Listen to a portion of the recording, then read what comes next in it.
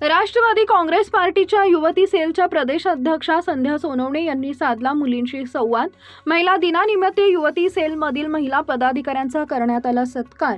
अत्याचाराच्या घटना घडू नये यासाठी लोकांची मानसिकता कशी बदलता येईल यासाठी आम्ही काम करू। संध्या सोनवणे यांची प्रतिक्रिया।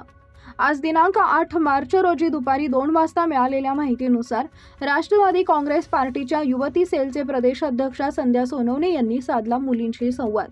यावेळी महिला दिनानिमित्त युवती सेलमधील महिला पदाधिकाऱ्यांचा सोनवणे यांच्या हस्ते सत्कार करण्यात आला।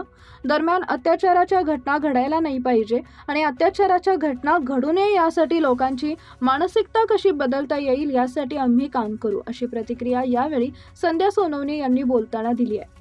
यावेळी संध्या सोनवणे यांनी राष्ट्रवादी काँग्रेस पार्टीच्या सरचिटणीस शकुंतला कदम यांच्या निवासस्थानी भेट घेतली आहे, ज्यावेळी राष्ट्रवादी युवती सेलचे जिल्हाध्यक्ष शीतल बारोठे, शहर अध्यक्ष गीतांजली ढवळे, संगीता झाडीवाले, कल्पना मोकळे, अतुल गायकवाड आदींची उपस्थिती होती। आज जागतिक महिला दिन आहे आणि सध्या राज्यामध्ये खुलेआम महिलेवरती अत्याचार वाढलेले आहे। आता युवती आघाडी यापुढे काय काम करणार? राज्यामध्ये आताच नाही कायमच हे घडत आहे, परंतु हे घडण्याचं मुख्य कारण म्हणजे मला असं वाटतं की लोकांची मानसिकता, ही मानसिकता कशी बदल करता येईल या मानसिकतेत आणि या घटना कमी झाल्याच पाहिजेत।